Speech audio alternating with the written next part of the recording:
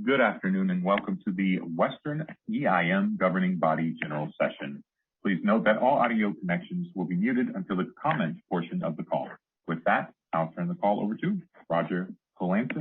Please go ahead. Thank you. And actually, I think we were going to start out with Chair Decker for calling the meeting to order and a welcome, but we'll do that and then I'll go ahead and do roll call. All right. Well, thank you, Roger.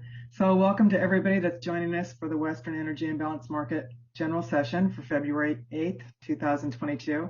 It's really a good opportunity to note the value the Western Energy Imbalance Market is bringing to the participants and to California, and to reiterate our interest on the ongoing work of the extended day-ahead market towards a West-wide effort. We have several report outs today, including the annual policy roadmap process and timeline, because there's been a number of questions about how do people weigh into that, as well as a heads up to what's coming in the next few months for the governing body. With that, I'm going to turn it over to Roger to take the roll call, please. Thank you, Chair Decker, and we'll start with you. Chair Decker? Present. Vice Chair Konziolka? Present. Member Fong? Here. Member Gardner? Here. Member Prescott? Here. All present. We have a quorum. We may proceed. Back to you, Chair Decker. Thank you. So at this point, if there's any public comment on anything that's not on the agenda today, so public comment for anything that's not on the agenda today, now is the time to make your comment. Please feel free to place yourself in the comment queue by utilizing the raise hand feature located at the bottom of your screen. If you are on a mobile device, tap your screen to display the toolbar, then press raise hand. You will be unmuted when it is your turn. Please accept the unmute message to become unmuted. If you are on a phone, please press #2 on your telephone keypad to enter the queue. And once you're unmuted, please state your name and affiliation. And I'll just wait a minute to see if there's any raised hands out there.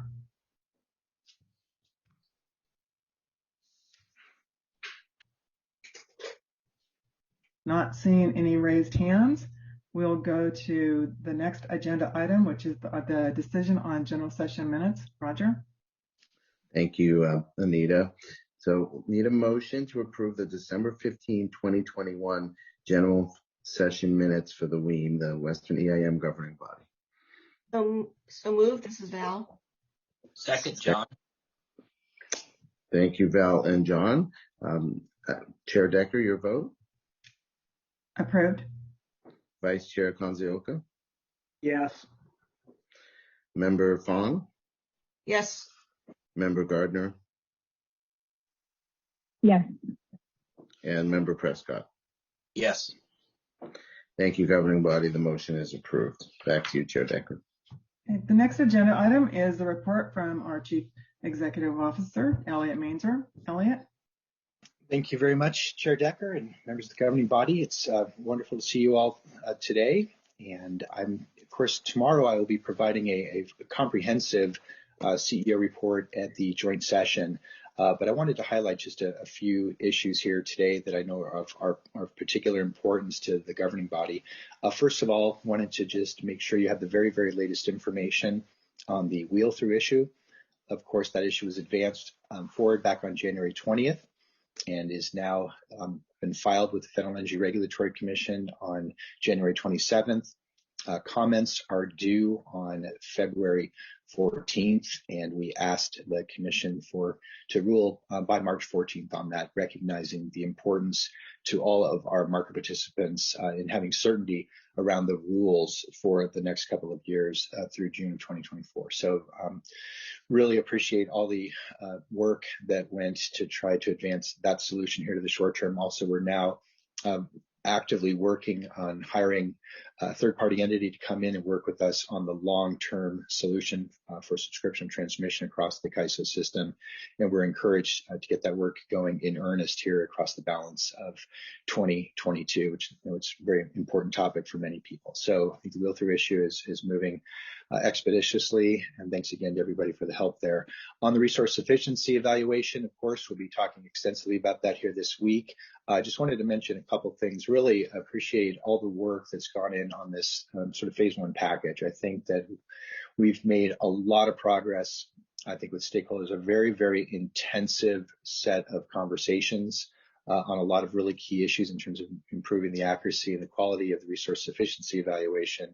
I think we also recognize that there is additional work to be done there. And just literally on the other side of this week, we'll be back at it, working on another set of issues that I know are of importance to market participants to continue to make progress on resource sufficiency.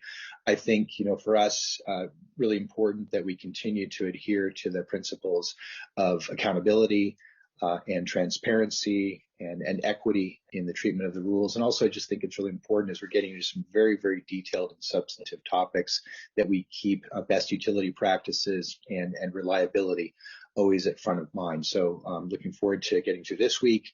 And then, of course, the additional conversations in February before the summer. So thanks to everybody for the work there. Just wanted to mention, we will hear more about this a little bit later today, but of course, can't help mentioning, we're so pleased to see not only the quarterly benefits for Q4 of 2021, but also just the annual benefits. Just kind of astonishing, $739 million of gross benefits for the Western Energy Imbalance market in 2021, a real record setter. I think just a great piece of tangible evidence around the value of optimizing transmission and resource diversity across this broad footprint. Of course, with BPA and Avista and Tucson and Tacoma coming in this year, just adds another incredibly important group of participants with wide geographical diversity and resource base, which would just do nothing but add more value to that market next year. And of course, the EIM being the foundation of everything we're doing across the region, and really I think the precursor and the base on which we're now working to build the extended day ahead market. And just a shout out of appreciation to all of the folks across the West, from the utility and the IPP and the environmental and the advocacy communities who have been participating in our stakeholder process. We really, really appreciate the engagement. It has just been flat out since the beginning of January. This last week or so, I think we agreed to take a little bit of a breather and do some consolidating of the lessons learned, and to start putting some additional meat on the bones in terms of some real specific examples for each of the topic areas for each of the three work groups, and then to make sure that everybody sort of knows the gains that we've made and the additional work that's necessary here in the weeks ahead to get to the straw proposal. So a lot of work on the extended day ahead market, and just wanted to thank the governing body for your engagement and support, and to all of our stakeholders and partners across the West for helping us try to position EDAM as that next major step in West-wide market integration. So that concludes my report for today, and looking forward to the conversations this afternoon, and certainly a busy week for all of us. So thank you very much. Okay, and for those of you on the phone, I would really encourage you to call into the joint meeting tomorrow to hear quite a bit more on both of those topics. I don't know when you might have printed your agenda off for today, so there's a little change here. We're gonna have Pam Sporberg from Portland General Electric actually provide the Regional Issues Forum update before we do the Body of State Regulator update. And Vijay Satal, who is the new chair for the Regional Issues Forum, he's making a greenhouse gas presentation that kind of opted him out of our meeting today. And so Pam, as the past chair, is going to be providing the Regional Issues Forum update. So Pam? Thank you, Anita, and thank you for accommodating my change in schedule and VJ's change in schedule. It's much appreciated. So for the Regional Issues Forum update, we had our first forum with our new set of liaisons and our new operating guidelines 2 weeks ago in January. We covered greenhouse gas. We had a very robust panel and discussion with a lot of great ideas to talk about greenhouse gas compensation in organized markets. We also heard from the ISO about the different roles of each market run in the day ahead market, which was a really great foundational opportunity for understanding not just the design of the ISO's day ahead market, but how each market run fits together to create a holistic approach to the day ahead market. And then finally, we heard a new entrant presentation from the Western Area Power Administration and got some insights into the unique aspects of their balancing authority. Anita, you previewed the rest of my update, which is after almost 3 years, this is my last update as the chair of the EIM Regional Issues Forum. I will be passing that role to Vijay, who will be taking over going forward. And I know that we're turning the forum over into excellent hands with Vijay and his leadership, with so many new ideas and good opportunities for Vijay and the other liaisons. We did welcome the liaisons with an orientation and started getting a lot of ideas and good dialogue going about how do we evolve the Regional Issues Forum to the next level and take the full advantage of the revisions to our operating guidelines that were put in place last summer. And then going forward, we are working with the new group of liaisons to finalize our 2022 schedule and to get that cadence really set as soon as we can so that each liaison can also schedule coordinating meetings with their sectors. So we should have a good idea of when that upcoming forum schedule will be, and then able to coordinate different sector outreach calls in conjunction with those planning horizons going forward. So we just have a little bit more coordination to do to get that finalized, and you should be hearing from us at your next meeting to get that full schedule for the rest of the year.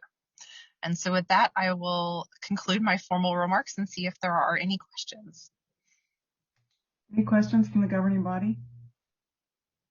So once again, you can use the raise hand feature located at the bottom of your screen, or if you're on a mobile device, tap your screen for the toolbar to display raise hand. If you're on a phone, you can press #2. John, I saw you unmute. Yeah, I just want to thank Pam for her extended service on this committee, and also very glad that she's going to be on the Governance Review Committee. So we get to have her insight and wisdom. Well, thank you, John. While you won't be seeing me in this role, you will certainly have no shortage of opportunities to continue to engage. At this point, Pam, do you know when the next Riff meeting will be, or is that still up in the air? That's still up in the air. We had a strong request from our liaison community that we take some time to coordinate schedules and really lay that out for the remainder of the year. I think we'd initially put some tentative dates forward in the fall, but we wanted to finalize those now that we have the full complement of liaisons and get those into everybody's calendars and in a way that we can back up and coordinate more sector engagement ahead of each of those forums. So we're having a logistics meeting coming up in the next few weeks, and then we will be finalizing those dates shortly thereafter. Other comments from the governing body? I want to echo John's. I know it's certainly been a pleasure of mine to be able to work closely with you as the chair of the Regional Issues Forum and on the nominating committee. So I've really enjoyed the engagement. I expect to continue to see you, not only in the GRC, but in other forums because of your leadership, Pam. So thank you for all of that. I hope that however you guys schedule your meetings, they will still be somehow joined to ours so that we have that opportunity to continue to engage with the Regional Issues Forum and the liaisons, because we may not all know them as well as we knew some of the past liaisons. So please send our encouragement back, and we'll look forward to seeing you. Thank you, Anita. I really appreciate those positive remarks, and we are trying to coordinate with the governing body, and we will continue to make sure that coordination persists as we think about returning to in-person engagement, hopefully in the near future. Very good. Okay, Pam, thank you. With that, our next agenda item is the Body of State Regulators update, and we have the chair of the Public Youth Service Commission of Utah and the chair of the Body of State Regulators, Thad LeVar. So Thad, are you on with us? Yes, can you hear me? Yes, thank you. Thank you. Thank you and good afternoon, Chair Decker, Vice Chair Konziolka, and members of the EIM governing body. I'm Thad LeVar, and I'm honored to present this report from the body of state regulators. I'm pleased to tell you that the BOSSR is now fully constituted, since we have recently been joined by a new liaison, Douglas Marker from Bonneville Power Administration, and we're looking forward to all the perspectives he will bring along with the other two public power liaisons to the BOSSR. We've also been joined by a new member representing the Idaho Public Utilities Commission, Commissioner John Chatburn. He replaces Christine Raper, who has resigned from the Idaho PUC last month and is now working for WEC as their Vice President of External Affairs. And I want to express my appreciation once again for the tremendous work former Commissioner Raper performed on behalf of the BOSSR and also with the Governance Review Committee. She did a lot of heavy lifts, and we're all indebted to her work over the last few years. Recently, the BOSSR completed and submitted consensus comments on the EIM Resource Sufficiency Evaluation Enhancement Initiative. The BOSSR spent several months taking a deep dive into this initiative. There are certainly diverging views among some BOSSR members about some of the initiative details. Accordingly, our comments do not present a comprehensive implementation path. We recognize there are many issues to be worked out by stakeholders and policymakers acting in good faith. But we've been able to develop consensus language around 4 principles that we uniformly believe should guide the continuing work of this initiative. The first consensus principle is that accuracy is paramount within the initiative. EIM participants must have sufficient capacity and ramping capability prior to enjoying EIN benefits. Otherwise, both reliability and participant confidence in the EIM are at risk. Our most granular consensus recommendation related to this principle is that the bid range capacity test should ensure confirmed physical resources are counted based on their actual operating capability in the hour being evaluated. Beyond that recommendation, the BOSSR's position is that accuracy must remain an urgent priority within the initiative. The second consensus principle is that transparency is necessary to ensure the initiative design is accurate, effective, and consistently applied. The BOSSR recognizes and appreciates the decision to task the Department of Market Monitoring with providing stakeholders more granular data. This development will continue to improve understanding around the CAISO's dual role as both a market operator and as a balancing authority area. And this will also facilitate greater trust in the EIM from all balancing authority areas. In addition to this development, the BOSSR recommends more granular data, including inputs and results of the capacity test and reporting related to market solution elements. The BOSSR believes these recommendations would increase understanding and trust among EIM participants and ensure a more level playing field. The third principle is that incentives and consequences must be applied impartially, including to the CAISO as a balancing area authority. The BOSSR members recognize that the CAISO is not a bilateral market participant, and therefore the CAISO does not have all the tools available to cure deficiencies that are available to other participants. To that end, we recommend consistent and routine reporting on frequency and magnitude of any balancing test failures, and ultimately equitable application of consequences. Our fourth principle is that consequences must be sufficient to incentivize compliance. In other words, consequences cannot become simply a cost of doing business. They must prevent balancing authority areas from leaning on the EIM when their resources are insufficient. We recognize the concern with applying failure consequences before implementing improved test design is completed. Consistent with that concern, we recommend initiating discussions around phase 2, including failure consequences, promptly after implementation of phase 1. We appreciate your consideration of these principles, and we recognize that impactful discussions and decisions continue as the governing body exercises its primary authority over the Resource Sufficiency Evaluation Enhancement Initiative. The BOSSR will stay engaged as this initiative moves into next steps, including tariff language, load conformance, and uncertainty calculation. Finally, all BOSSR members are cognizant of the opportunities and challenges that exist within the potential for an expanded day-ahead market. We recognize the significant efforts that are ongoing in multiple working groups, and we've received briefings on those working groups. We will be taking a deeper look at day-ahead greenhouse gas accounting in our meeting this week. And we will also continue to evaluate all day-ahead proposals and provide advice when it's appropriate for us to do so. Our next monthly update meeting for the BOSSR is this Friday, February 11th. It will be an open meeting, and the materials will be posted on the BOSSR website. We are approaching the timing for our typical spring meeting, once in the spring and once in the fall. We usually have a more formal meeting and our monthly updates in connection with CREPC. To my knowledge, the dates for the CREPC YRAP conference have not been set yet, so I do anticipate that we'll have a more formal BOSSER meeting in connection with those, but I do not know the dates for those. And with that, I appreciate your time and the opportunity to present this report, and I would be happy to answer any questions. Any questions from the governing body?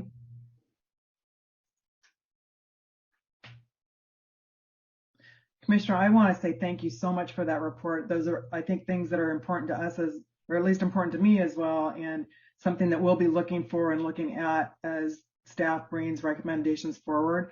I really appreciate the BOSSER's engagement in this effort overall, because you guys do provide a lot of guidance to your state utilities as well. And I think the information that you guys are bringing forward and your perspective really bodes well for getting to a successful outcome across the West. So thank you very much for the work that you guys are doing.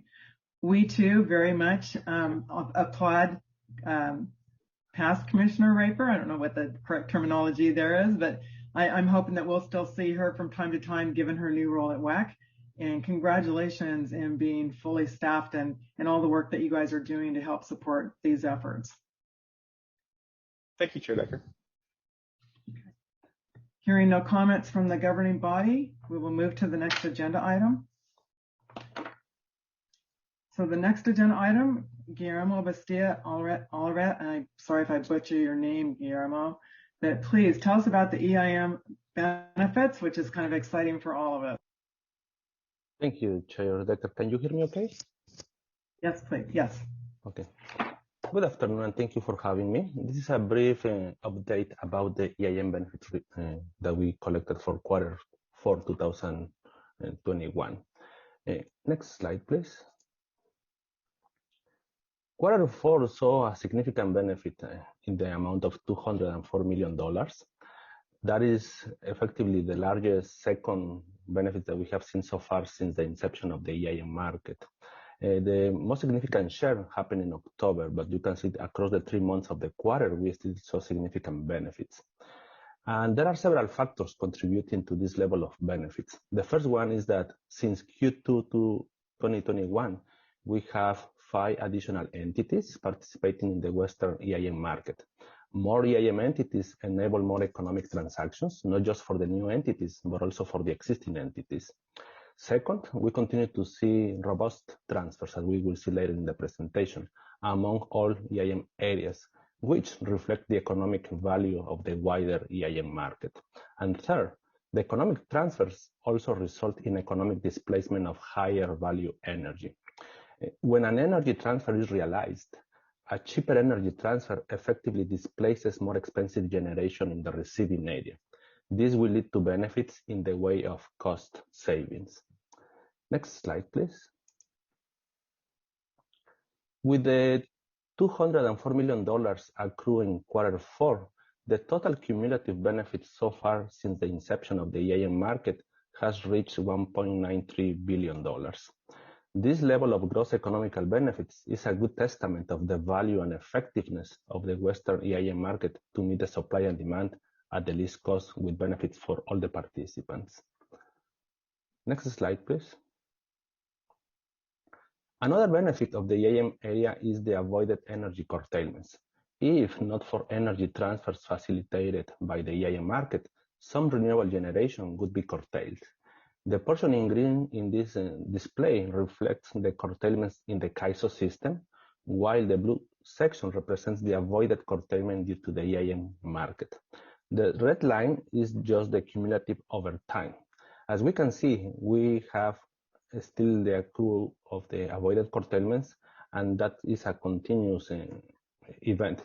There is some seasonality, as you can see. Naturally, we have more curtailments in the winter fall time frame, and that just tracks accordingly. Next slide, please. A significant contributor to the EIN benefits is the transfer across all balancing areas. Transfers enable access to lower cost supply. It can also be possible that a transfer is realized between 2 areas that are not directly connected by means of wheelings. We have been tracking the wheeling since a few years ago based on discussions with the EIN entities. And in Q4, you can see that the volume of wheels through for each area was generally higher than the overall volume of imports and exports, except for Nevada, that is slightly higher. This is an intermittent outcome, and that is one of the reasons we keep tracking this metric to ensure that if we see a persistent trend, we can start the discussion of potentially what else we can do. I just want to emphasize that this item of the wheel through transactions is within the scope of the EDAM. Next slide, please. Although transfers can be quite dynamic, they change 5 minutes to 5 minute basis, they tend to have certain pattern over time. This plot illustrates the hourly profile for each month of the quarter across the different areas. It's a busy metric, but you can see some patterns here. A positive value represents a transfer import coming into a given area. Typically, CAISO area tends to export a significant volume of energy during the midday hours, and you can see that with the dotted line. And there will be counterparty entities that are going to take that transfer as an import, and you can see that happen in this quarter mostly for SRP, for bank, and for LA. In Q4, we see this trend being very marked because we are coming from the high load conditions of the summer and evolving into the milder load conditions of the winter and fall time. And this is when we have relatively milder loads and still meaningful production of solar in the system. Next slide, please. In terms of price were on average in the lows $40 per megawatt hour. In some areas, these prices may have reached up to the upper 70s, and they trended down as we go into the fall winter season. As a reference, we also post the bilateral prices. The hub prices that we use as a reference is the Mid-C, the Palo Verde, and the CUP. And you can see and compare across the EIN markets, and they relatively track close to each other. Next slide, please. Another way to look prices is by the hourly profile. In this case, the profile is also per month. Average hourly prices show lower prices in the middle of the day when we have plenty of solar production available, and then the prices increase as we reach the peak hours of the day. This trend naturally evolves over time, reflecting the supply-demand conditions. As we enter into the fall and the winter season, this is a very typical profile that we see for prices that follow effectively the profile of the supply in the system. This is really all what I have for this update. I will be happy to take on any questions you may have. I see Val's got her hand raised. Val, and you're on mute. Okay. Am I off? Okay, Guillermo, thank you very much for this presentation and actually, you know, the good news. So I'm assuming, particularly with slide 8, which is the last slide here, that this is just illustrative of what's happening with the average prices. I mean, like, you know, I like the colors, but I can't distinguish who's who in this slide because I can't tell green from teal. But right. So I'm assuming that's how you're expecting this slide to be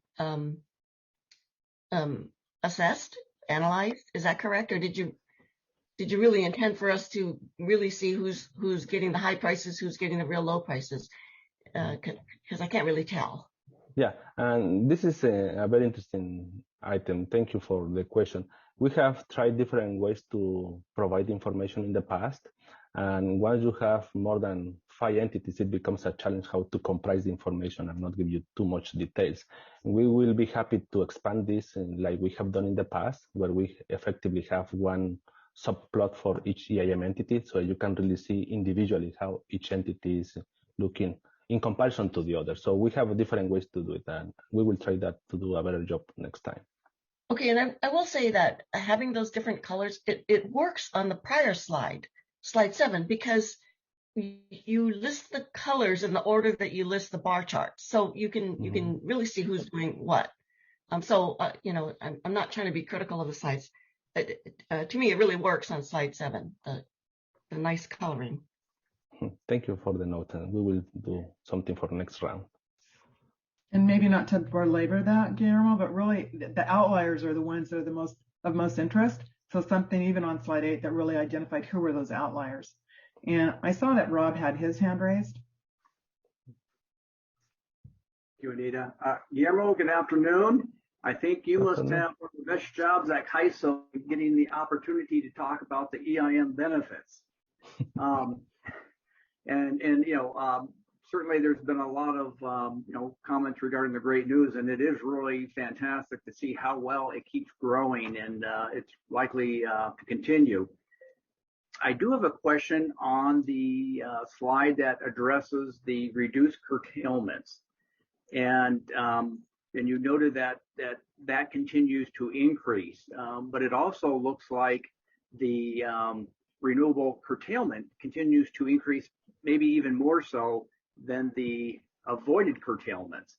And I was wondering if you could just comment on that, and do you have any thoughts on what it will take to see the curtailments decrease over time? Yes, there are different dimensions on this aspect of the curtailments, and let me elaborate on that. When we refer to the curtailment in general for the CAISO, typically there are going to be two main drivers for the curtailments. One could be conditions of oversupply when we have too much generation, like middle of the day because of the solar production, but also because of congestion. We try to classify the nature of the curtailments, and what is surprising for the last couple of years is that the vast majority of the curtailments have indeed been because of congestion. We have a specific transmission constraints in the system that require some movement of generation, and it happens that certain renewable resources are the one better located to manage that congestion. And this is less than a typical seasonal condition. It may be related to the transmission configuration, to the outages, to other transmission-related work that we have in the system. So it's less static or less defined of a seasonal trajectory. We also have a very interesting interplay that we have seen recently, that now with the integration of storage resources, actually the oversupply because of the curtailments because of oversupply is better tackled with storage resources. We can see they charging in the middle of the day, taking advantage of that energy and reducing the amount of curtailments. And there are other factors that play a role. For instance, seasonality conditions such as hydro production. Last year it was a very dry year. We start to see now the hydro coming for this year that could be potentially higher than the previous 2-3 years. It also depends on the conditions of the load. Small changes on the load make a huge difference in terms of the volume of curtailments. What I'm trying to convey is that curtailment is the outcome of many factors interplaying concurrently, and that is one of the reasons that you can see some trends over time that hold. But there are other factors that if you go from month to month, it's more difficult to assess exactly why that is happening, to what extent. As I indicated, for the last 2 years, the majority of the curtailments have been driven by congestion, and therefore is less certain as to how the profile should look like moving forward. Guillermo, thank you. You're welcome. Any other questions for Guillermo? Guillermo, great report. Great report, good graphics, good explanation. Well done, and really appreciate the tracking that your team is doing. So thank you.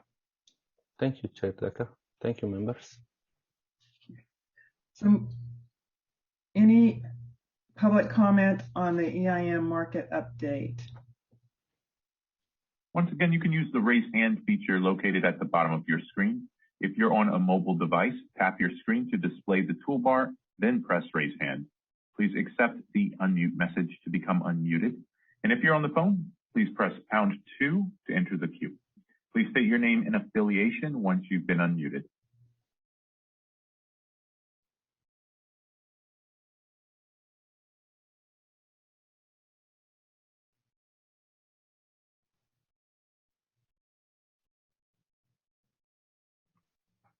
Okay, not seeing any raised hands. We'll move to the next agenda item, item number 7, the EIM implementations. So, Caleb?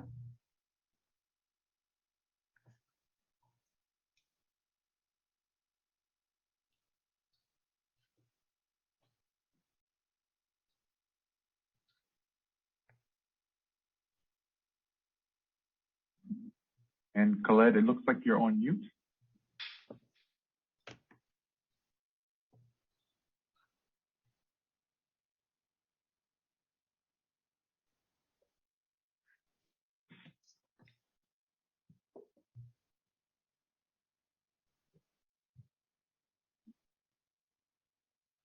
Okay, Khaled, if you're able to, it looks like you're on computer audio. Could you try joining via phone?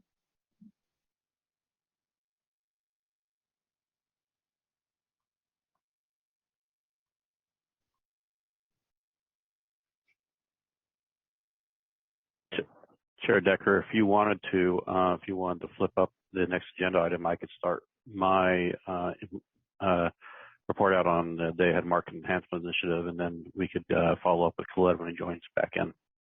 That sounds great, Mark. So Mark, if you want to go ahead, Mark is here today to talk about the update on the extended Day Ahead Market Initiative to kind of make sure that we're tracking with the updates. So Mark, go ahead. Thank you, Chair Decker and EIN governing body members. What I'd like to do is just give you a brief update on the work that's underway by the Extended Day Ahead Market work group activity that's going on since the start of the year. Next slide, please. So we are in the beginning of the process still. We have 3 work groups going, and this is the really the first phase of the EDAM policy design.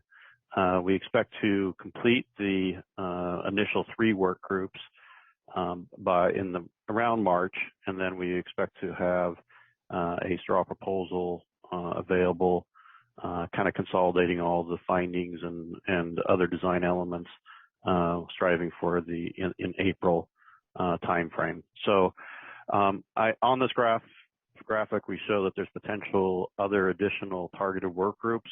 We have not identified other work groups, but as we continue the design process, we may deploy the work group concept again for targeted topics that necessitate that. So we are still, again, striving for bringing this to closure and bringing a briefing to the EIN governing body, and hopefully for some decision towards the end of this year, early next year, so that we can then get adequate authority to go proceed to an EDAM implementation.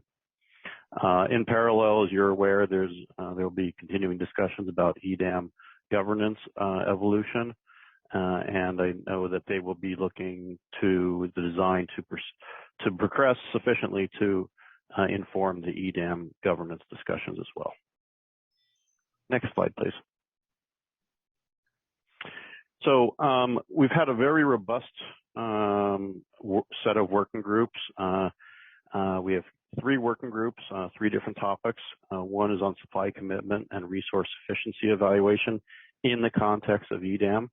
The next one, work group 2, is on transmission commitment and congestion rent allocation. And then the third one is around greenhouse gas accounting. The work groups have been scheduled since January 3rd, and they will continue on through at least mid-March. The cadence of the has been basically 2-hour work groups per work group per week. It's a pretty intense cadence. Last week, we kind of backed off the cadence a little bit, but with the purpose of allowing for the discussions to take place between parties, a little bit of caucusing, a little preparation, so that we can kind of solidify some of the design elements in the remaining work groups that we will have last week and this week. And I find that approach has actually been effective. It allowed us to have some offline discussions and allow people to kind of solidify their ideas. And so we're starting to get more traction on some of the detail elements. I will say that when the work group started, there was a lot of effort to kind of bring everybody up to speed. There was education. There was kind of a basic understanding. Remember, we have about over 100 participants in these work groups. So the first week and a half, we were answering a lot of questions about kind of the background of the elements. I think now, as we got more traction and that education hurdle got beyond, we got beyond that education hurdle, we're getting into much more substantive discussions. But nonetheless, we did identify that we needed a step back a little bit and prepare a little bit more so that the discussions and the details increase. We get into more and more substance and gain a clear understanding whether we have agreement or not on certain elements. The other thing that we're going to start next week, and we'll do this again on March 17th, is we are going to have a cross work group debrief with all the work groups. The purpose of this is really two things. One is there are design elements that really cross over between work groups, and we wanted to identify those and make sure that those who are not able to participate in different work groups, they're able to get an understanding of what some of the issues are that cross over are. The second thing that we will be doing in this debrief is kind of take stock and consolidate where we are in terms of agreement or areas of disagreement. We're about halfway through the process, but we are not halfway through all the issues. So we will take stock where we are, but we'll also identify how to keep the pace going forward on the remaining times we have for the work groups to ensure that we get through all the issues to the extent possible. And then we'll have another one of those take stock kind of check-in meetings in the mid-March timeframe. So this is all leading up to having these work groups. These would be important to inform and ultimately shape the comprehensive straw proposal that we're striving for in the April timeframe. Next slide, please. So with that, I am going to go through at a very high level some of the key issues each of the work groups are grappling with. In that regard, work group 1 with the day-ahead resource, which is basically day-ahead resource sufficiency, they're really grappling with what is the resource sufficiency elements and how to evaluate and in a fair, equitable way across all balancing areas that it would apply to, and make sure that the consequences equally apply to all balancing areas, how to apply a sufficiency test in that regard. At the same time, we want to make sure that the sufficiency test is applying to the day ahead process, but not overstepping into trying to design resource adequacy programs, which are already developed or in development across the Western footprint.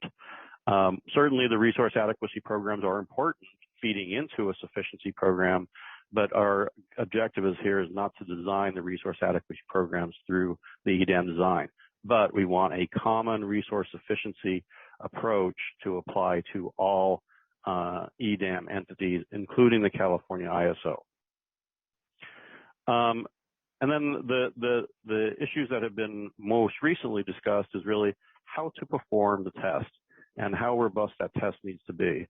And I think we're narrowing in on a fair balance between simplicity and ability for EDAM entities to see whether they clearly pass the test or not on a daily basis as the market closure timeframe approaches. At the same time, we want to make sure that it's self-contained. And what I mean by that is that the test passing is not dependent on other people's or other balancing areas inputs, but what is the portfolio offered up by that particular balancing area. So with that, in that regard, we do have to develop some additional tools, and we're talking about what types of tools are necessary, whether it's a spreadsheet or a simple tool that's available to all EDAM entities to meet the sufficiency test. And I think we're making good progress there and narrowing in on how to strike that balance. Next slide, please. With regards to transmission commitment, obviously the ability to gain value is really centered around the efficient use and availability of transmission capacity to make the EDAM and the extended day ahead market work.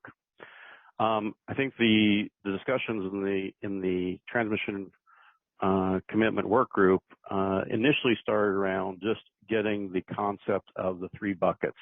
Bucket 1 being that transmission that comes about because those entities who need transmission to be resource efficient are making it available. Bucket 2 concept was a concept that was any additional transmission that is already rate-based or already been compensated for, how to make that transmission available. And then bucket 3 was that transmission that hasn't been sold off but still remains with the transmission provider. Is there incentive to make that transmission available? So in that regard, I think we have a good handle and fairly good agreement on bucket 1. There's better understanding and general agreement about bucket 2. There is continuing discussions about there's general agreement about bucket 3. There's continuing discussions around bucket 2 about whether there needs to be additional opportunities to make transmission available, and then what is the underlying impacts to those who have transmission rights, and how do those rights holders ensure that their rights are being honored. And that topic in and of itself about having rights honored is an important confidence builder that the EDAM does not undermine any of those benefits of having transmission and bought transmission.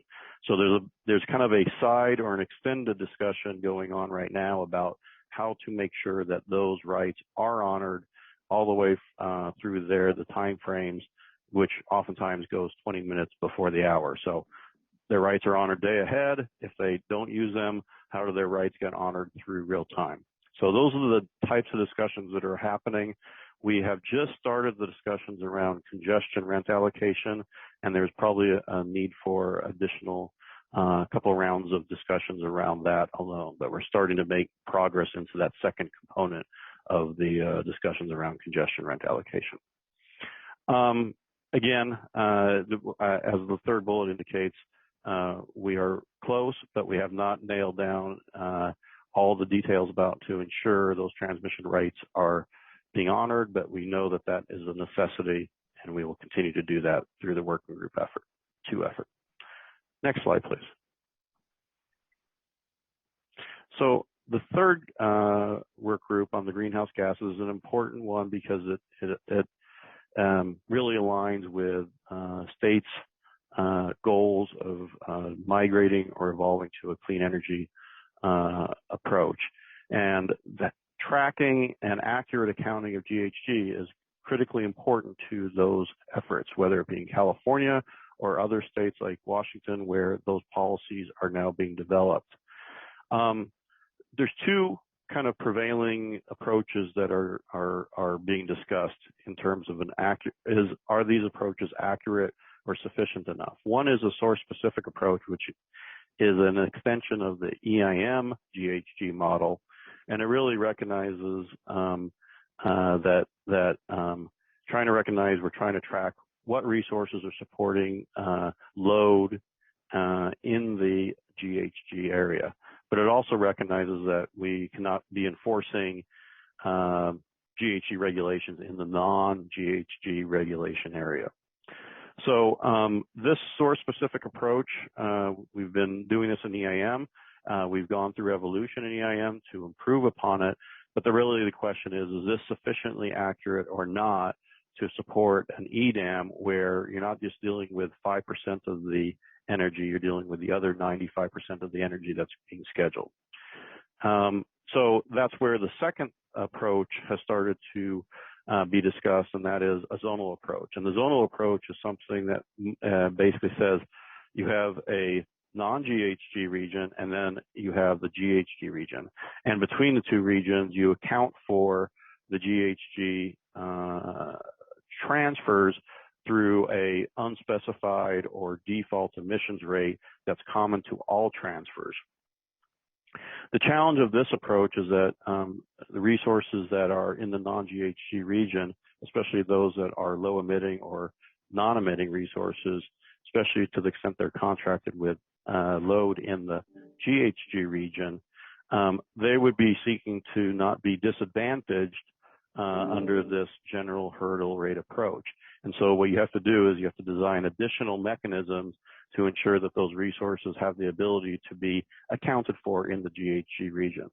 So there's a lot of there's a lot of detail that needs to be worked out for that approach to be viable, and that's where we are in the process of considering both approaches and the details, especially of that second approach, if it is viable.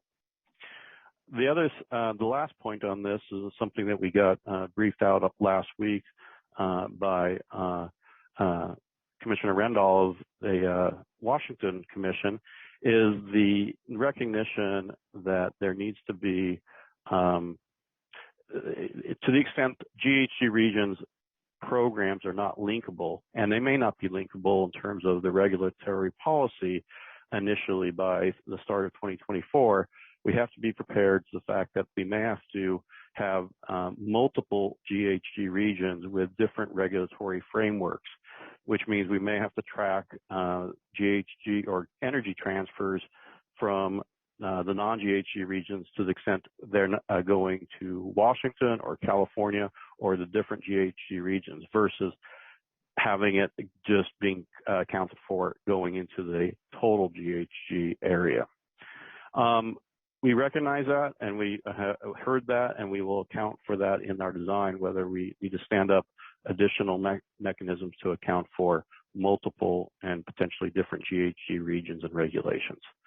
So with that, I think we're on, again, a very good track. I think we can take stock and account for the progress that we have made, which we'll do next week, and kind of continue the hammer down in terms of trying to develop the rest of the details in the next month or so as we progress into the rest of the work groups.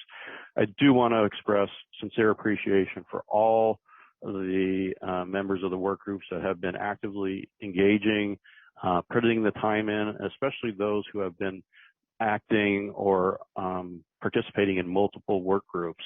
I know it's a commitment.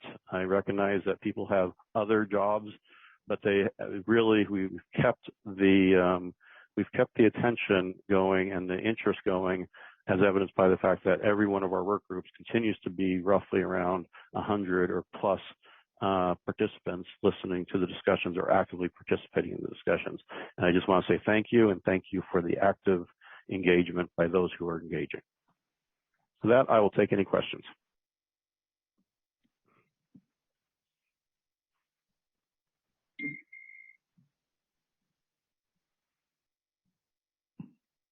Anita, I believe you're on mute.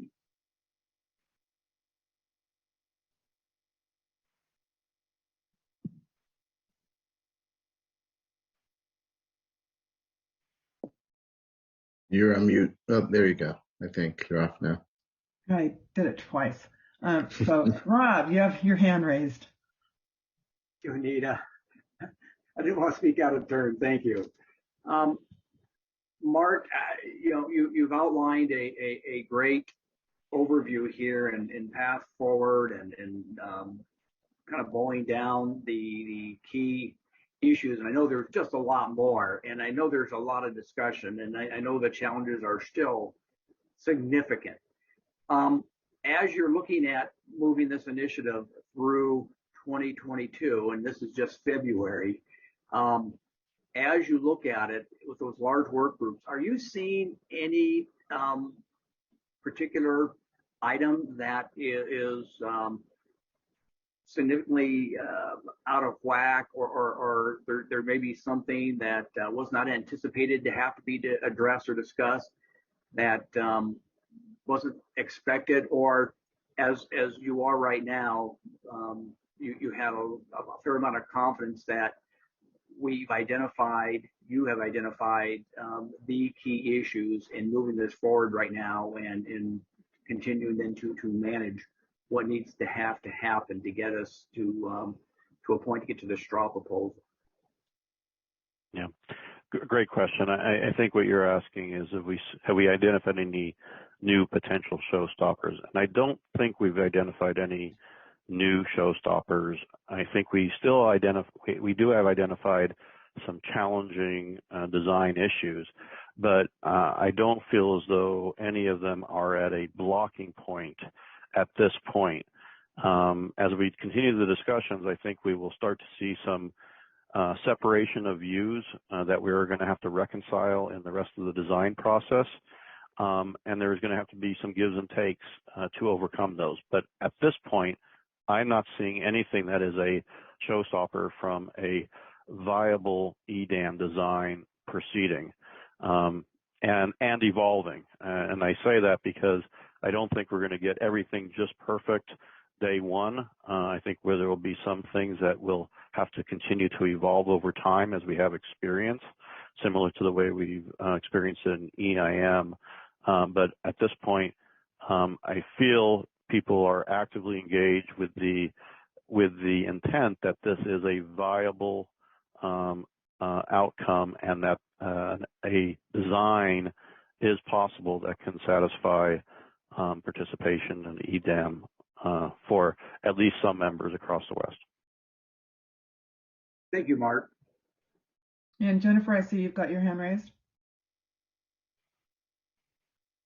Thank you, Anita. First of all, can you hear me all right? Yes. Yes. No? Yes, you can. Great. I'm having audio issues today, so thank you.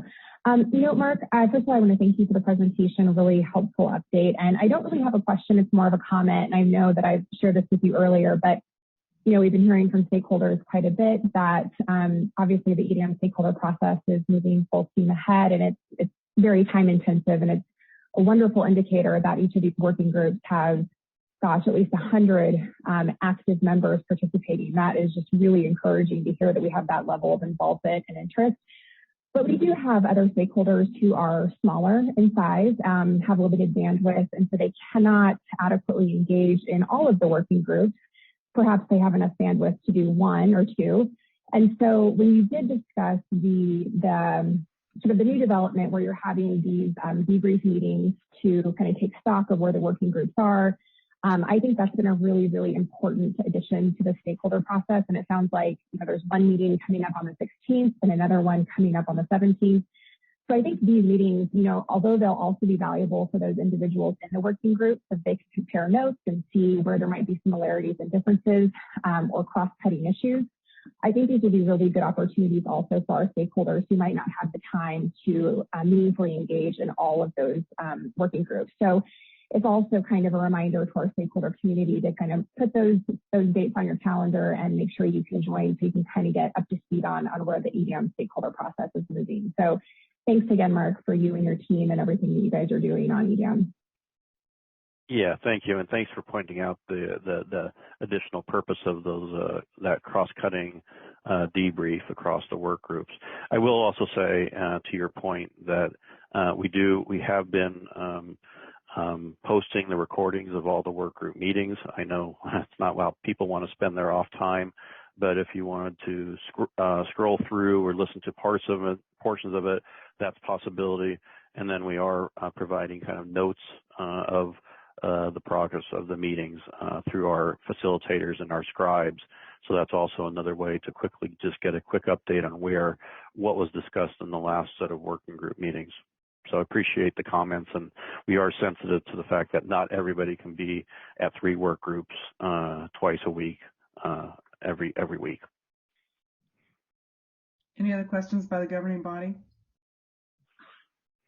I'm going to ask if there's any comments or questions of anyone on the call, and then I'll make some comments at the end here. So any other comments, public comment on the Extended Day Ahead Market Initiative update?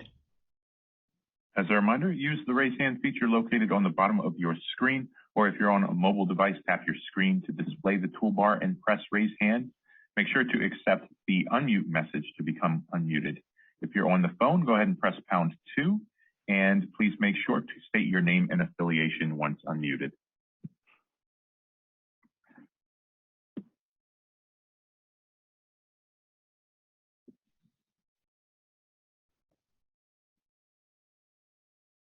Okay, not hearing of any raised hands. I just want to make a couple comments, and one is so I popped on a call just to kind of get a sense of how things are going, and I want to applaud you, Mark, and your team for the demeanor of the calls. I was hearing words like compromise, and it's true everybody will not get everything they want the first time around, and it will take some evolution, just as the EIM market itself took evolution in the early days.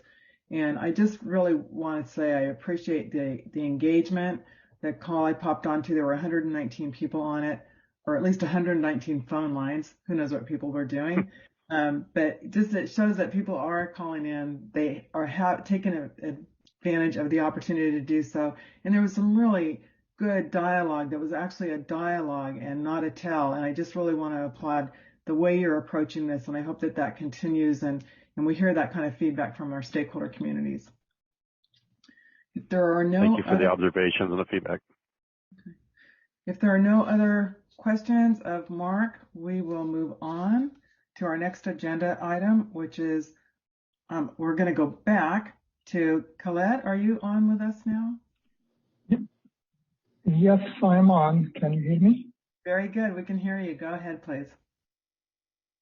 Excellent. Excellent. So the good afternoon, Chair Decker and the governing body members.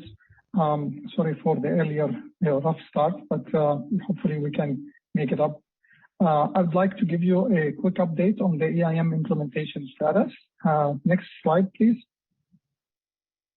So there are a few changes from last time that we met.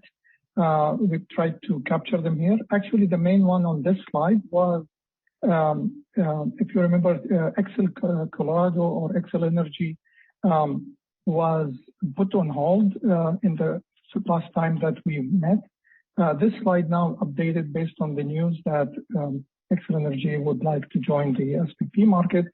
So we removed that and we adjusted the numbers, 79%, according to the committed EIM entities that we have implementation agreements with. So this is the latest that we have, and it gives you also indication of how many of those are online and how many are committed to be online, and we are working towards implementing them. And right now we are in the 2022 time frame where our plan right now is to have 4. I wanted to say that, maybe it's my fault for the like that diagram that you saw with Guillermo, that slide 8, with the too many curves on it, probably by the time Guillermo, tried to stabilize his slide, then I pamper him with like 3-4 EIM entities again, and then I kind of have him to redo all of his stuff, to be able to show the progress. So this year we're going to do the same thing for Guillermo. We're going to give him 4 EIM entities as well, Avesta, Tacoma, Tucson, and PPA. Next slide, please. I wanted to mention also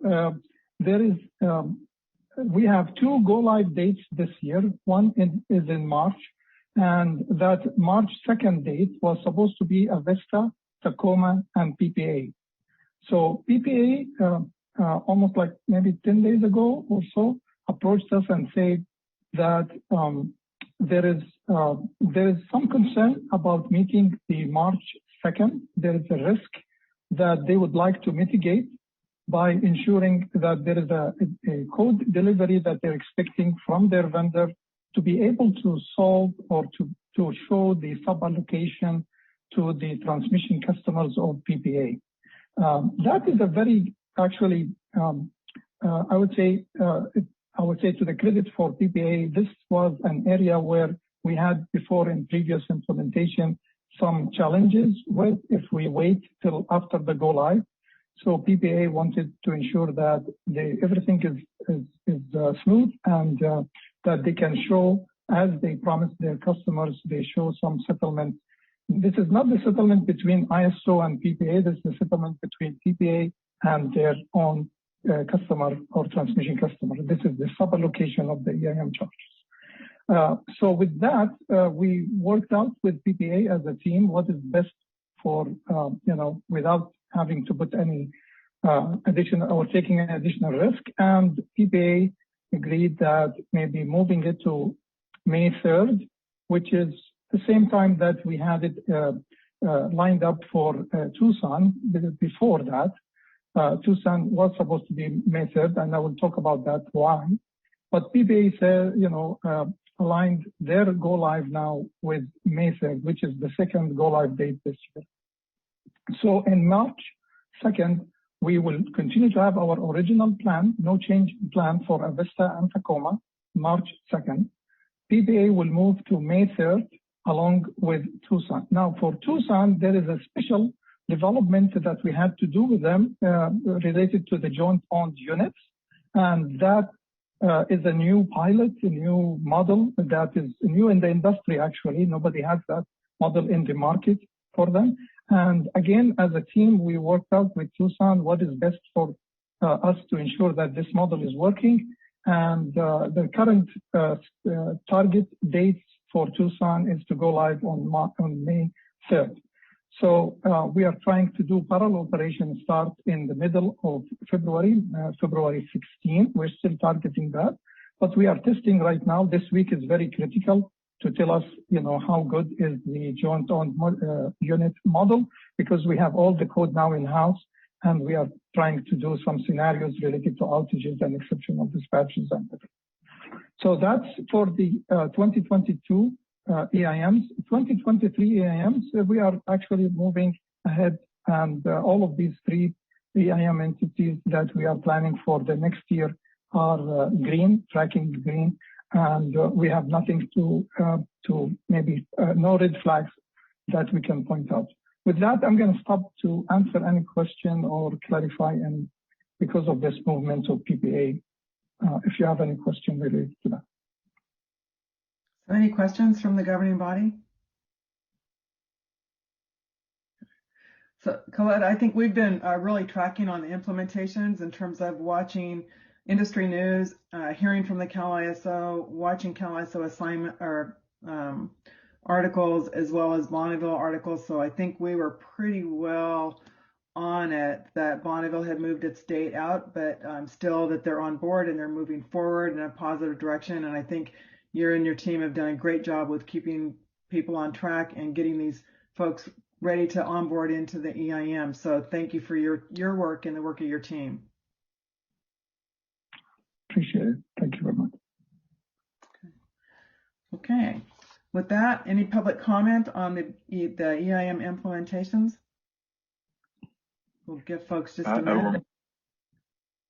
As a reminder, you can use the raise hand icon, or you can, if you join via phone, use #2 to enter the queue.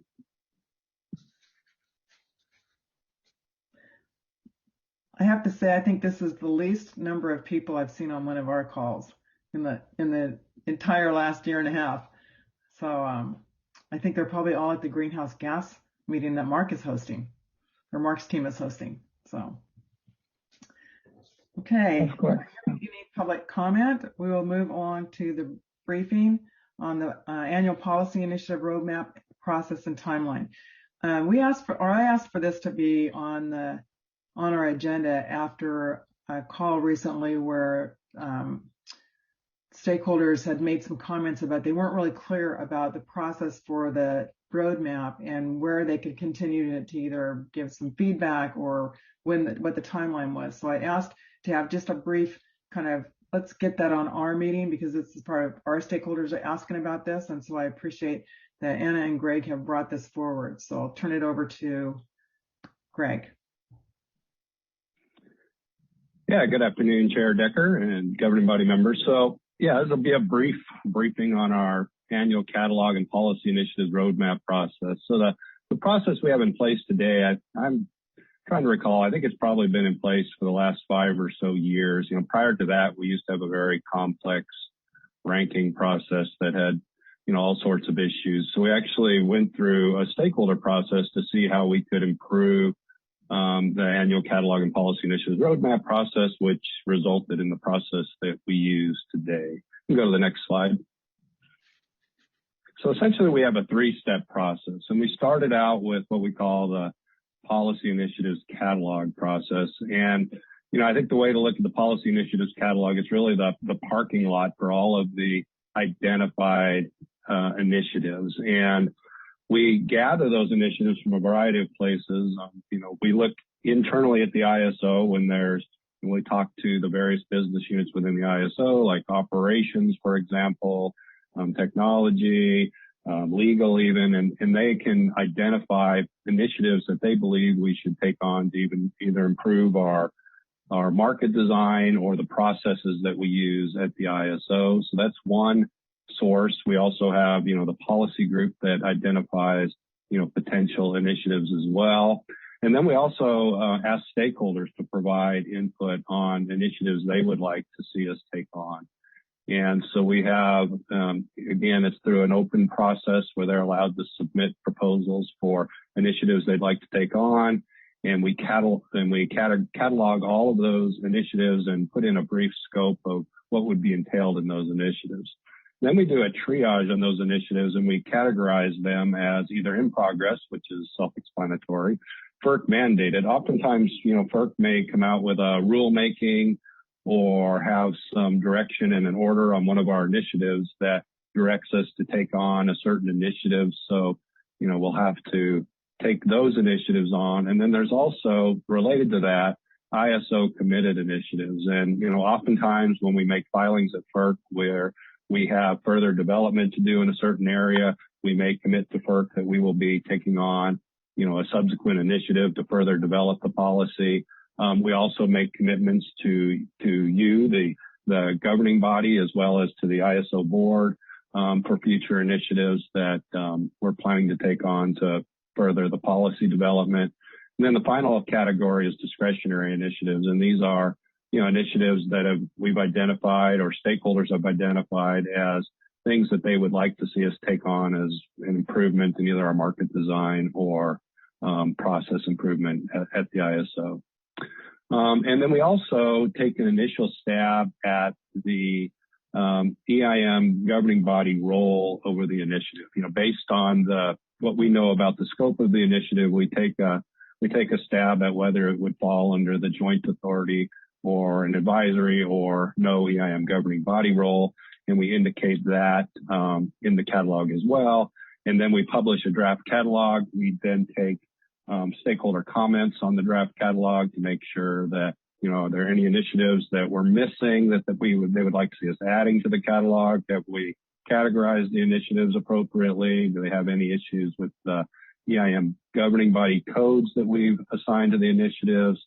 Or is there changes they would like to see? Do we maybe not get the scope right for an initiative that had been proposed, those types of issues? And then once we get the comments, we publish a final catalog. We actually update the catalog twice a year, and I'll go through a timeline of that on my next slide. And then once the catalog is finalized, then in the fall of each year, we go into the actual roadmap process. And we start this out with our proposed 3-year roadmap. And the roadmap is really based on the primary market and reliability drivers. And we identify those and update those each year. And we ask for stakeholder input on those as well, because those drivers are very important, because that's really the basis for how we're prioritizing the initiatives that we're proposing to take on in the roadmap. And so we look at those drivers, and then we look at all of the slate of initiatives that we have on our plate. And, a lot of those are what we call, those first 3 categories are non-discretionary, things that we've either committed or been mandated to take on. So we put those into the plan, and then also look at then, are there interrelationships among those initiatives, that those interdependencies, to ensure that we're going to ultimately meet our goals over the next 3 years, particularly trying to address those drivers that are driving the roadmap. And then once we have that 3-year roadmap developed, it really helps develop that annual plan where we drill down and get a little more specific.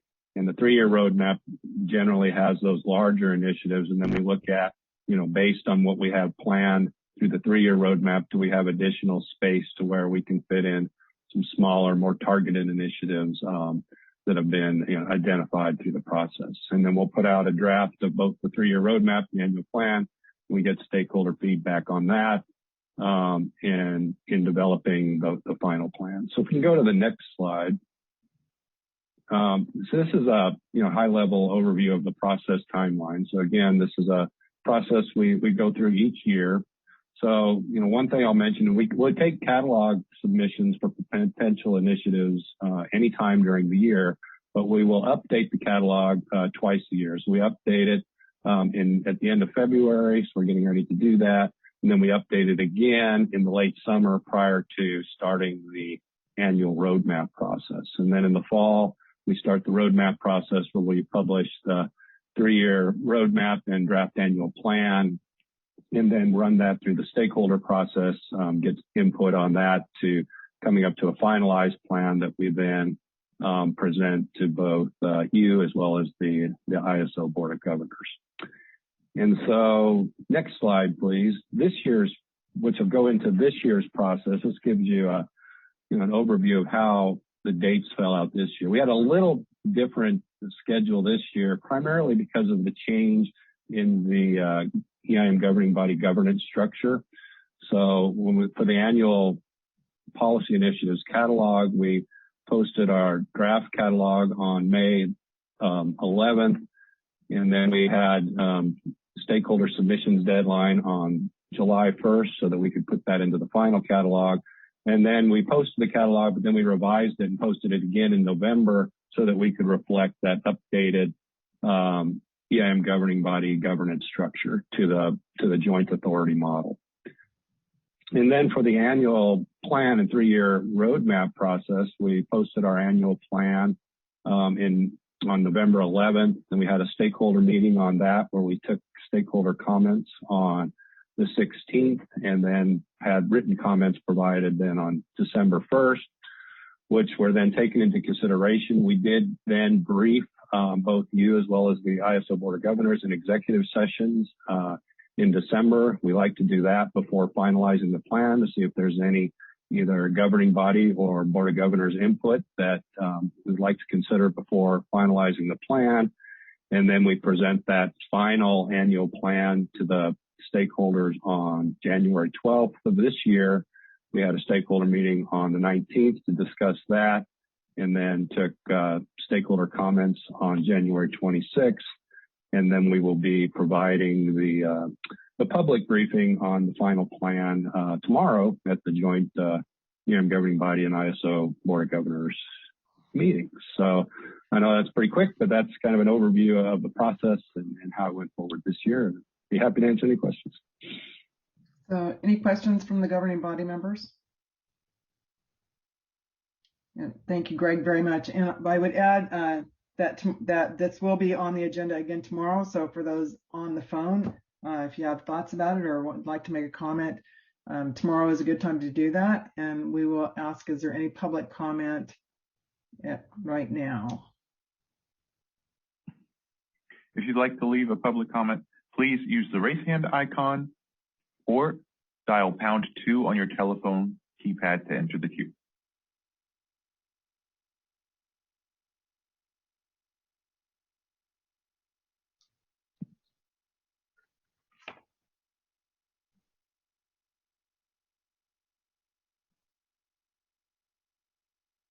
Again, Greg, I want to say thank you. That was helpful, particularly the last couple of slides where it's clear like what has gone on. It gives me a little bit more information to go back to a couple stakeholders with. So thank you on that.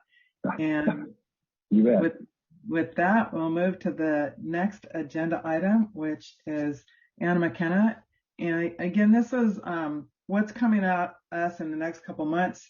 So our stakeholders, and we have that visibility of what's on the policy calendar and what we should be talking about as we're doing our stakeholder outreach.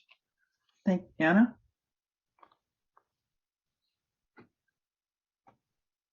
Good afternoon, Board of Governing Body members. I hope everyone can hear me.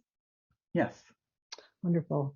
Well, good afternoon. Yes, I would like to walk through, and we can switch to the next slide, please. I'll just like to walk through the calendar with you all and just sort of highlight some of the upcoming policy changes that will be either coming to you as joint or advisory based on the most recent changes being made to the classifications. And I will note that as I walk through these, just to keep in mind that these are preliminary, if you wish, and things may change over time. And a lot of times what happens, as you all know, is, until the policy actually is sufficiently developed, it may not necessarily, we don't know for sure which category it will fall in. So what we're showing you here today, of course, is based on what we know as of today and what we know where the status of the policy is. So February, we're in it.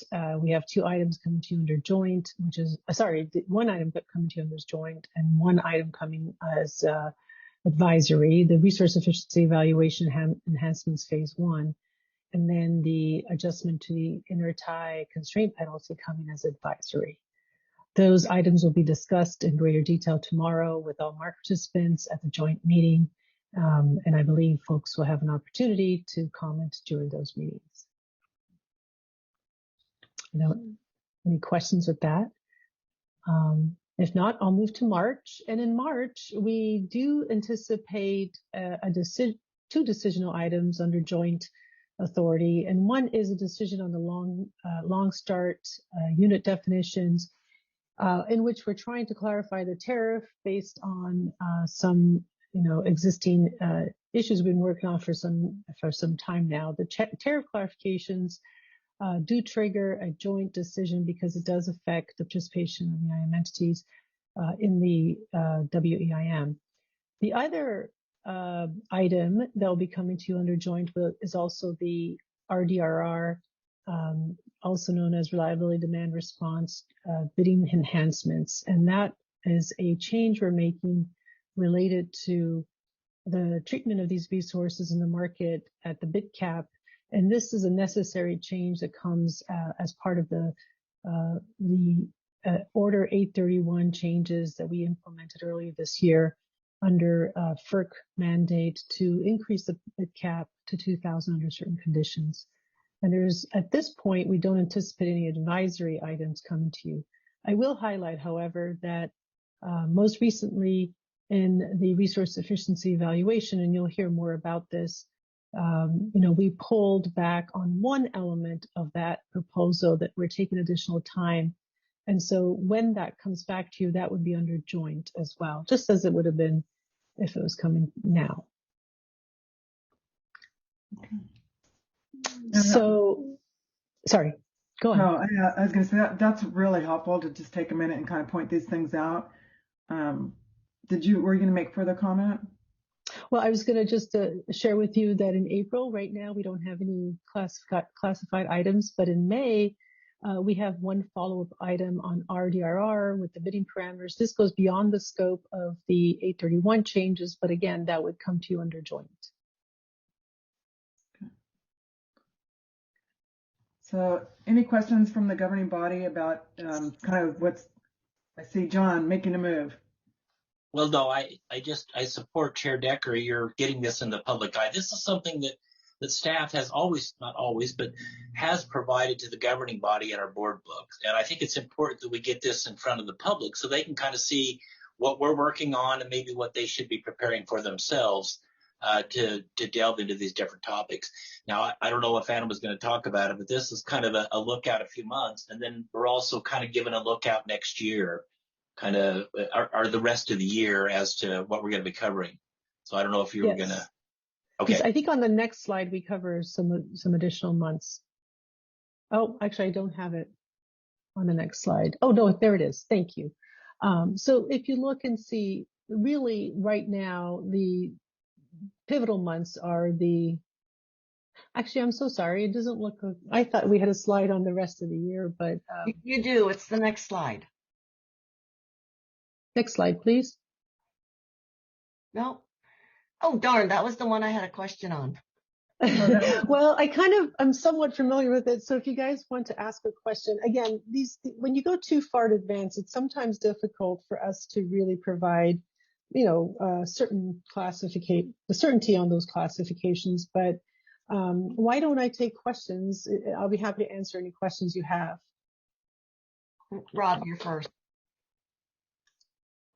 Anita, thank you. Val, thank you.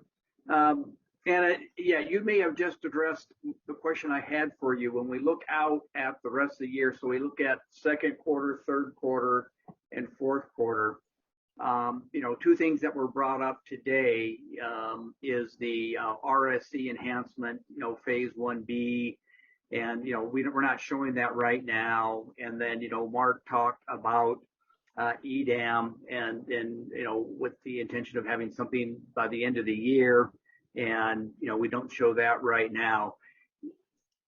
For those who are monitoring this to try and kind of get a feel for it and looking at it, when's the expectation that those items will start getting populated into here so that they would have an understanding? Should they be checking that once a month type of thing to get a feel for it, and how often does it get revised? Well, I would say the following, and for folks who are tracking these initiatives, it's really important that they refer to the stakeholder initiatives page, because we do indicate there the most up-to-date information that we have. And, if they wait until the briefings that we provide you, they might miss something. So we do try to keep those stakeholder initiative pages as up-to-date as possible. I will say, with regards to the resource efficiency evaluation, it has now been broken up in several, phases, as we'll be discussing with you tomorrow, so that we have what now we're calling phase 1B.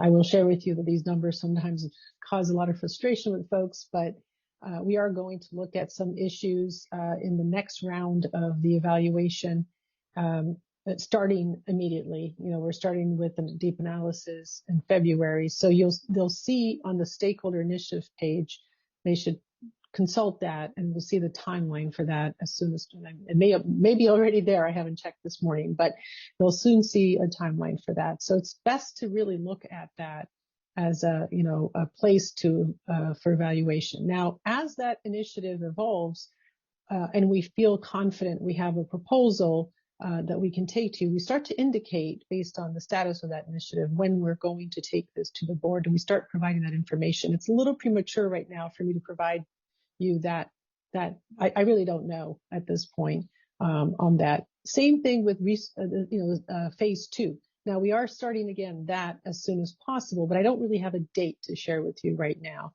It is anticipated that we will, be doing some extensive work in both those initiatives this year, but I don't have a specific date to share at this meeting. But again, I would like to share with the stakeholders during this meeting that they should really consult the stakeholder page, and we'll provide the most up-to-date information there. Does that help? And it does, and I appreciate those comments. And I just wanted to put a kudo in for the improvements made to the stakeholder initiatives page on the website since the end of the year. Those are really nice improvements. I like the layout, I like the format, I like the information. It's really easy to see everything and get to it. So well done. Thank you. I can't take credit for all of that, but my colleagues and I really appreciate your input. And I would only kind of remind us, I had only asked like what's coming up in the next 3 months. So I didn't actually ask for the whole year, because I figured we can go look at that at our leisure. So it's really what's coming up in the next 3 months, and Annie, great job providing that. And I see Val has her hand raised. Yeah, thanks. So mine is outside of that 3-month window. It's looking at Q2, and it's the missing page. Under Q2, one of the things that will be primary for this body would be the election of the EIM governing body chair and vice chair. But another, I think it was pretty important decision is who's going to be replacing me. So I think that maybe should be listed as well. You'll have a new EIM governing body member, which we will presumably approve from the slate of candidates provided by the nominating committee at the end of June. The only thing, Val, this is like their policy calendar, and that's not, that's not a policy decision. That's really just a EIM governance. So I'm fine. Then why is the election of EIM governing body chair and vice chair a policy? Oh, that's a good question. I didn't see that. I don't know why that would be on there. So both should be on or neither should be on. That's fine. Got it. So I am not sure exactly, and I'm probably not the best person to respond to that to Val, but we will take that back and make sure to provide clarity on the sequencing and the timing of that. Or at least figure out why it's on there. So again, yeah. If I could, I do think these are milestone decisions that we will be facing. And if it makes more sense, just change the title of the calendar and leave the milestone decisions on the calendar. It's good to keep an eye on these things. Okay, I will check. I am having some challenges right now with the rest of the year. I think it's all decisional items that are on the calendar. And so. Yeah, so maybe I should have mentioned, there is a category, and probably what you're looking at is the decisional item, which falls outside of what is really considered a policy calendar. And in fact, this calendar itself, I was looking at really, I'm sharing with you the decisional items that are related to policy changes we are making. There is business that the governing body conducts, it goes beyond obviously the policy items from a market or infrastructure policy perspective. So the decisional items that come to you, those may indicate other business that is coming to you. And I agree that perhaps we should take it back and make sure there's clear vision as to what is coming. On this particular timeline that we're looking at, there were none for us to report on. And then, of course, beneath what you see on the calendar are the regular informational briefings that we provide, and that other committees provide. Okay, well, we'll keep working on how this comes forward to us for each meeting, but I think it is a good add and appreciate the work to put that together. Any other comments by the governing body?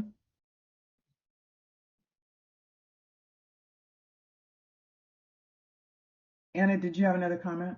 I just said I appreciate the input. This is the first time we did it, so we'll take back some to-dos, and hopefully the next round we'll do a better job at it. But I do appreciate the opportunity to advise you on this.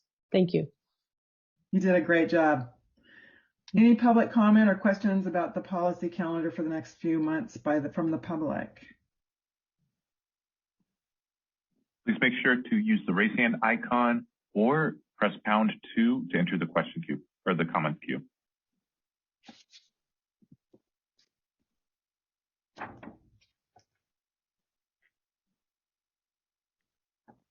Okay. Hearing none, any comments from any of the governing body members before we adjourn? Okay, I have just one thing just to update folks before we adjourn, and that's by way of a short update on the progress of hiring the governing body market expert. At the December meeting, it was noted that Member Prescott would be the market expert liaison, with Member Fong announcing that her intention is not to seek reappointment. We've assigned Member Prescott to the Governance Review Committee. And so doing that, we have reassigned the market expert liaison responsibility to Member Gardner. And just recall the position closed on January 28th, and the applicants are currently under review. So if there are no other comments or are good of the order, we will adjourn this meeting. That concludes our conference. Thank you for using Event Services. You may now disconnect.